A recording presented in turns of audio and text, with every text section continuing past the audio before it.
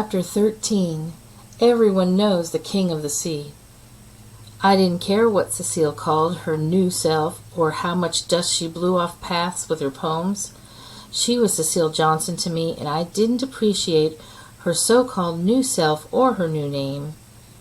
A name is important. It isn't something you drop in the litter basket or on the ground. Your name is how people know you. The very mention of your name makes a picture spring to mind, whether it's a picture of clashing fists or a mighty mountain that can't be knocked down. Your name is who you are and how you're known, even when you do something great or something dumb. Cecile had no trouble dreaming up names for us. I'll bet ours were names she meant for us to keep and not throw away when we decided we'd had enough of our old selves. According to Uncle Darnell and Big Ma, she had had a name ready for Fern, but Papa said, no more of those made-up different names. So Cecile gave Fern some of her milk, put her in her crib, stood over her for a while, and was gone. Although no one thinks I can, I remember a time when smoke filled the house. Not coughing smoke, but smoke from a woman's smooth-voiced singing, with piano, bass, and drums. All together these sounds made smoke. Uncle Darnell would say, "You can't remember that. You were 2, 3 maybe." But I do. I still hear. I still see, hear, and feel bits and flashes, the sounds of musical smoke. My head on Cecile's big belly. Uncle Darnell said the Vaughn in Vaunetta came from the Vaughn in the singer Sarah Vaughan's name. And when Uncle played the albums Cecile had left behind, the ones with piano, bass, drums, and smooth-voiced Sarah Vaughan, in my mind, smoke still filled the house. Cecile could go changing her name at the sight of rain, but I was going to stay Delphine, even after I learned the truth about my name. Even that wasn't enough to make me drop my name. My name was the one thing I didn't have to share with another soul in my school. In my last class, 3 Deborahs, 2 Lindas, 2 Jameses, 3 Michaels, and 2 Moniques shared their names. There was also 1 Anthony whose mama could spell, and 1 Antony whose mama couldn't. It was no secret they too shared a name. If you hollered, "Anthony! Antony!" or "Aunt," both boys' heads turned. My name was my own, and I couldn't imagine that anyone else had it in all of Brooklyn, no matter where we went, Coney Island, Prospect Park, or Shiloh Baptist Church. There was only one Delphine. I never thought about what Delphine meant, or if it had any meaning at all. It was just my name. Delphine had a groan sound, like it was waiting for me to slide into it, like a grown woman slides into a mink coat and clips on ruby earrings. I figured since Cecile didn't have a mink coat or ruby earrings to give me when I grew up, she had dreamed up a name that I would grow into. It was one thing Cecile got right. There was no slice or drop of it that I had to share with my sisters. Then that stupid show had come on television, the one about the dolphin that saves everyone's lives and corrals the bad guys until the sheriff arrives. At recess or on the school bus, especially on Wednesdays, the day after the TV show came on, the boys would all sing. They'd call him Flipper, Flipper, faster than lightning, or something like that. Then they'd start pushing at me to speak in dolphin. Ellis Carter had been the chief flipper singer and whistler on one particular Wednesday. I'd beaten him up real good. I made sure it wasn't as unforgettable a beating as I could give him, so it would burn in the minds of all the other flipper singers and whistlers. When I got home from school, my knuckles still sore from Ellis Carter's jaw, I told Vaunetta and Fern to change their clothes. Hang them up neatly. That would save me from ironing them that night. I told them to start their homework, and I'd be back in exactly 20 minutes to help them if they needed it. I told Big Ma I had to get a book from the library, and I would be right back. Then I'd march to that library to find out for myself. I'd gone straight to the biggest dictionary on the reference section. There was a dictionary so huge you needed both hands to manage turning the pages and making the book stay put. Good old Merriam-Webster. I trusted Miriam because I thought, instead of having children she didn't want, she wrote the dictionary. She didn't have anything else better to do, probably didn't have sisters and brothers to see after, which was why she knew every word in the world. Big Ma would have said Miriam might as well be useful. I turned to the back section, turned past the Z words, past the phases of the moon and the metric system, and finally to the given names. I flipped a few pages to get to the female D names. Then I turned and thumbed past Daisy, Daphne, Deanna, Deborah, Della, Dolores, and there it was, the name I had been sure Cecile had dreamed up while she stared out the window as musical smoke blew through the house. There it was in a book, broken down into syllables, spelled exactly the same. There it was, my name. Delphine. My nostrils had flared, my breathing raced. My heart pounded not only in my chest but throughout my body. This changed everything. My mother hadn't reached into her poetic soul and dreamt me up a name. My mother had given me a name that already was, which meant she hadn't given me a thing, not one thing. How could this be? When a woman's deep, smoky voice planted Vanetta's name in Cecile's mind, how could this be when Cecile dreamed up a name for Fern so marvelous that the idea of not being able to give it caused her to up and leave us? I didn't need to ask any further. The proof was right there. I shared my name with some other Delphine, and she, just like I, according to Miss Merriam-Webster, had been named for a dolphin under the sea. All this time I'd been holding my head up, feeling superior to Ellis, Willie, Robert, James, the Michaels, Anthony, and Antony, because they were stupid boys. My knuckles still smarted from socking Ellis Carter in the jaw while he had been telling the truth. I had been named for a dolphin, a big fishy mammal with a wide grin. Learning the full truth about my name had been more than I could bear. The librarian got up from her desk and put a Kleenex in my hand. I hadn't even known I'd been making a grand Negro spectacle of myself, bawling over a word in the dictionary. The following week, when Flipper came on, I'd gotten up and turned the television set off. Vonetta and Fern bleated like billy goats, but I'd done what I always did and distracted them. I'd said, "Tonight is the game and cookie night." I brought out the Candyland game and poured the milk and piled a nice stack of Oreos on a plate. I hadn't cared if I never saw that grinning mammal again. Chapter 14. Coloring and Lala. The next morning, Vonetta, Fern, clutching Miss Pattycake, and I left the green stucco house and went to the center, where we stood on line until the doors opened for breakfast because Cecile wouldn't cook for us in her kitchen. While we ate hot oatmeal and sliced bananas, a truck from a local store pulled up and dropped off loaves of bread and crates of orange juice. Within minutes, the smell of toasted bread filled the center, and small cartons of orange juice were placed on our trays. The young white guys who delivered the bread and orange juice knew the Panthers. They stayed a while and chatted with them. I had my eyes on them the whole time, waiting for something to happen. I felt silly once I realized all I was watching was talking and laughing. When Sister Pat came around with a basketful of toast, I grabbed 2 pieces, one for me and one for Fern. Vonetta, who was butting up to one of the 3 sisters, could get her own toast. It wasn't at all the way the television showed militants. That's what they called the Black Panthers. Militants, who from the newspapers were angry fist-wavers with their mouths wide open and their rifles ready for shooting. They never showed anyone like Sister Mukumbu or Sister Pat passing out toasts and teaching in classrooms. I started to think, this place is all right. I watched the white guys leave unharmed, laughing even. I couldn't wait to tell Big Ma all about it. Then I heard Crazy Kelvin say, "That's the least that the racist dogs can do." And just like that, he spoiled what I thought I knew. When we entered the classroom, we found the chairs and tables had been pushed to one side of the room. In the middle of the floor were white posters covered with outlines of wavy writing.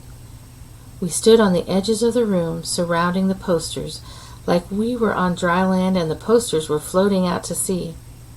Sister Mukumbu motioned us in. "Sisters and brothers, find a poster to color in. You can work alone or you can work with a partner." I looked out to sea. The letters outlined in black marker said things like, "Justice for all power to all of the people, remember Lil Bobby," and "Free Huey." I had seen Huey Newton on the evening news wearing his black beret and using his big words.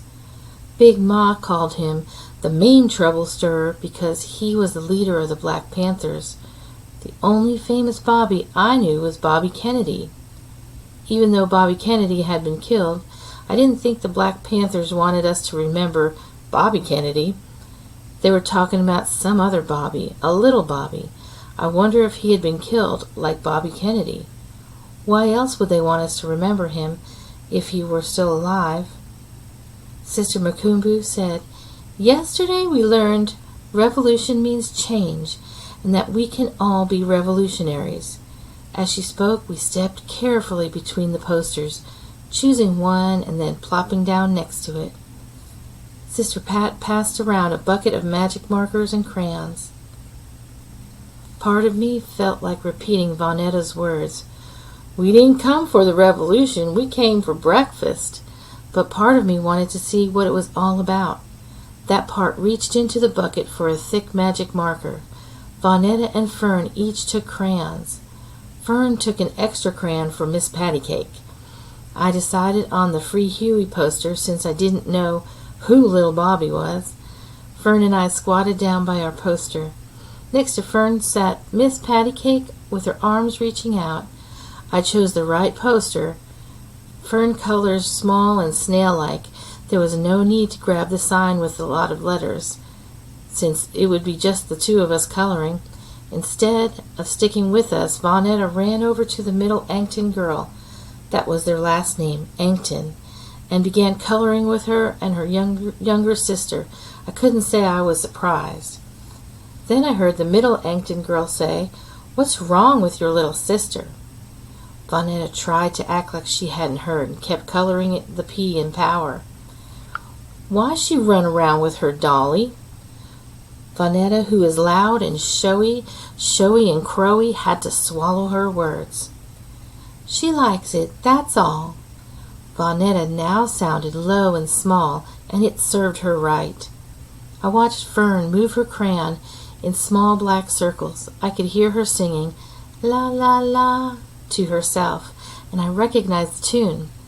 It was the "La la la" part in a song that used to come on the radio when Brenda and the Tabulations sang. It was the only real indulgence we allowed ourselves in missing having a mother.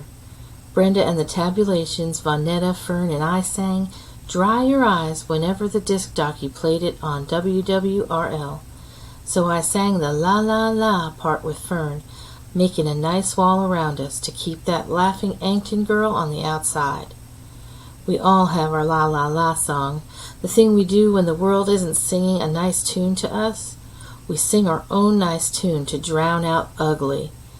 Fern and I colored and sang, but the middle Ankton girl was determined to break through our "La la la" wall. She had her own song and made sure we heard it. "Your sister is a baby, your sister is a baby." I expected Vonetta to do what we always do. Fight back, talk back, pick up her crayon and scoot over near Fern and me. Vonetta sat in a small heap of herself, looking smaller and smaller, letting that Ankton girl sing, "Your sister is a baby," merrily, merrily, merrily. I stopped filling in Free Huey. I turned and said, "Shut up," to Vonetta's friend. She stopped singing. That was all it took. And that made me even angrier at Vonetta. She could have done that much for her own sister. The oldest Ankton girl rose up from her "Justice for All" sign. She said to me, "You can't tell my sister to shut up." I gave her a full-out neck roll. I just did. It didn't matter that she was almost as tall as I was. I could have been a seventh grader. It was too late to take anything back, even if I wanted to. Sister Mukumbu was right there and ended it before it grew into anything to stop. She reminded us we had greater causes to fight for than to fight with each other. Sister Eunice, Sister Delphine, shake hands. We begrudgingly shook hands, then returned to our posters. I felt some shame, but I wasn't about to wear it. I was still too mad at Vonetta to be thoroughly ashamed. On the way to Cecile's green stucco house, I said, "You're supposed to take up for Fern." "Yeah," Fern said. Vonetta said, "I'm tired of taking up for Fern." Fern said, just to have something to say back, "I'm tired of taking up for you." Vonetta said, "You don't take up for me." "Do too, do not, too, not, I do too." "Like when?" "When you broke the little blue teacup, I could have told." "Big deal," Vonetta said. The Yankton girl's word to let us know who she sided with. "Big deal, baby." Fern banged her fists at her sides and was set to leap on Vonetta, but I grabbed her mid-jump. "Y'all just stop it." Fern was near tears mad. "I'm gonna tell." "Who you gonna tell? Cecile? She don't care about a blue teacup. Big Ma? Papa? They're miles and miles away, and we don't have enough dimes. Who you gonna tell?" I said, "Shut up, Vonetta." And she shut up. That was all it took. I had planned for us to kill time playing in the park until Cecile would let us in the house, but playing in the park meant playing together. Vonetta and Fern weren't ready to play together. I had to keep my sisters apart, so instead we went to the library. Vonetta read her books at one table, and Fern and I read Henry and Ribsy at the next table. When we got to Cecile's, we put our things, including Miss Pattycake, away in our room. I asked Cecile for some money for dinner, and Fern and I went out to pick up chop suey from Ming's. Vonetta didn't want to go, she said, and that was fine with Fern and me. We came back from Mean Lady Ming's, who wasn't really so mean, but we'd gotten used to calling her that. I kept the 2 dimes from the change to save up for our phone call. I was sure we'd need at least $1 in change. Cecile wouldn't miss 2 dimes. If she asked for them, I'd give them to her, although I didn't think she'd ask. We spread out the tablecloth on the floor and loaded up our plates. I said the blessing and we ate. Vonetta suddenly became chatty Cathy all through dinner. I figured she had enough of being apart from Fern and me and was now glad we were all together. But it was too much, chatty Cathy, for Cecile, who told Vonetta to stop disturbing the silence and that quiet was a good thing. To that, Vonetta started humming that song on the radio that goes, "Silence is golden, but my eyes still see." Cecile couldn't figure out how Vonetta was hers. Before Cecile did something crazy, I gave Vonetta the look and she stopped humming. After dinner, we headed to our room while Cecile put everything away. For once I didn't care that she wouldn't let us in the kitchen where her papers hung like wings. I didn't mind not having to wash dishes or mop the kitchen floor. This was the order that we entered the room. Fern first, me next, and Vonetta last. I should have known something was amiss by the way Vonetta lagged behind. Fern and I soon learned why.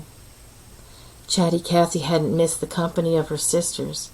Chatty Cathy had been up to dirty tricks. A black magic marker lay on the floor, the same kind I used to color in Free Huey.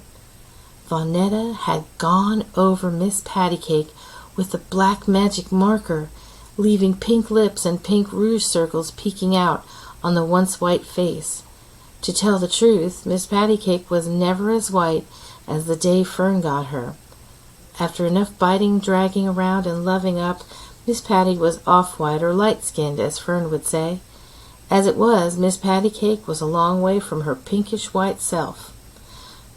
Fern screamed, louder than she screamed on the Coney Island Ferris wheel, louder and longer than she screamed when the dentist stuck her with Novocaine needle. Fern's fist never made it to a ball. She screamed and threw her body into Vonetta like a missile flying into outer space. Vonetta and Fern fought all the time, but not like this. Cecile burst into the room and pulled them apart. That was the first time she'd touched either one of them. She turned to me. "Why'd you let them fight like this?" I didn't say anything. I just wanted her to come in here and act like a mother, a real one. "Answer me, Delphine." I raised my shoulders up and set them back down. That was my answer. "And you, Vonetta, what do you call this?" She held up her black-scrawled grandbaby to Vonetta's face. "No wonder you couldn't stop lip-flapping." To Fern she said, "You're too big for this anyway." But Cecile still didn't offer Fern a hug. She didn't bend down and wipe Fern's tears. She still didn't call Fern by her name.